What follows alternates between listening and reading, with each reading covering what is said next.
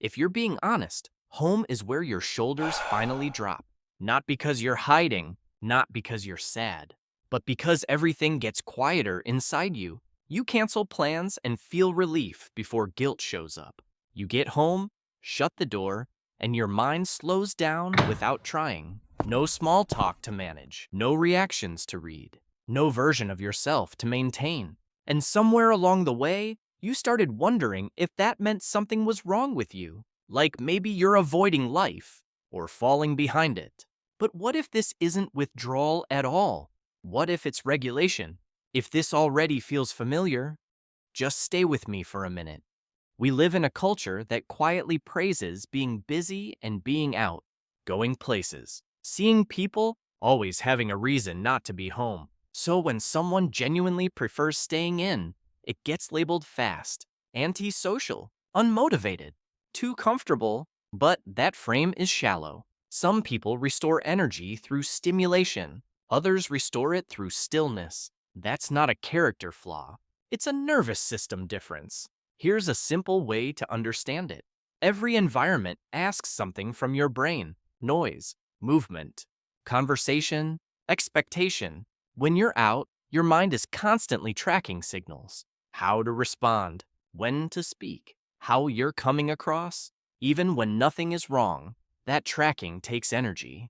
Home removes a lot of those demands. Fewer decisions, fewer social calculations, more control over pace and input. So your system doesn't shut down at home, it downshifts, and that shift is what relief feels like.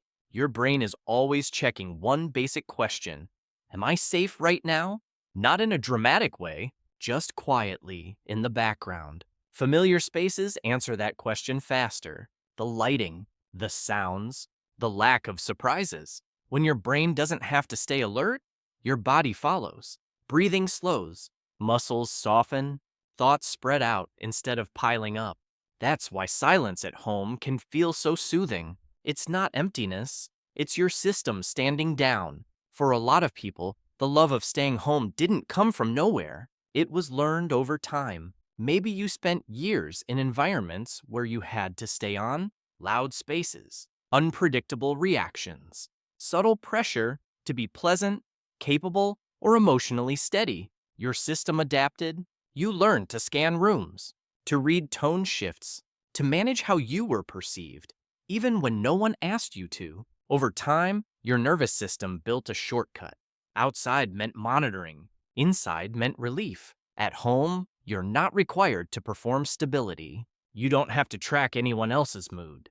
You don't have to adjust your volume, posture, or timing. So the comfort you feel isn't withdrawal from life. It's your system finally dropping a job it's been doing for years. So liking being at home doesn't mean you're shrinking your life. It can mean you're protecting the part of you that needs quiet to stay clear. Home becomes a place where your thoughts finish forming, where your emotions settle instead of stacking, where you can notice what you actually feel, not just react. This isn't about giving up on connection or ambition. It's about choosing a baseline where your system works better, a place where you reset instead of recover from damage. When you stop treating rest like a failure, something shifts. You stop fighting your own rhythm. You start using it. Staying in at the right moments isn't avoidance, it's maintenance. In a lot of cultures, being out is treated like proof that you're social, productive, engaged with life. Staying home gets framed as what you do when something's wrong, when you're unmotivated, or when you've given up. But that story ignores how different nervous systems actually work. Some people thrive on movement and noise. Others stay balanced through space and quiet. The problem isn't staying home. It's forcing everyone into the same rhythm. A culture can reward constant output. Your body still has to live inside it. Liking being at home becomes healthy when it restores you. You step back in feeling steadier, clearer, more yourself. It shifts the other way, when staying home starts shrinking your world. When you avoid anything unfamiliar, when discomfort feels threatening instead of temporary, the difference isn't how often you stay in, it's what happens afterward. Do you return with more capacity or less? Home can be a place to recharge or a place to hide. The key is noticing which one it's becoming. If you love staying home, it doesn't mean you're disconnected from life.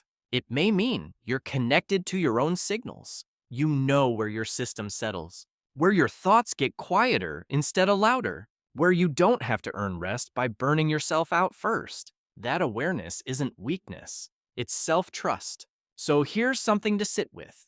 When does staying home help you come back fuller? And when does it start asking you to disappear? Just notice the difference. Tell me, do you actually prefer staying home, or do you think we're all just making excuses? If this helped you name something you already felt, a like or a quiet share is enough. And if these kinds of conversations matter to you, you're welcome to subscribe.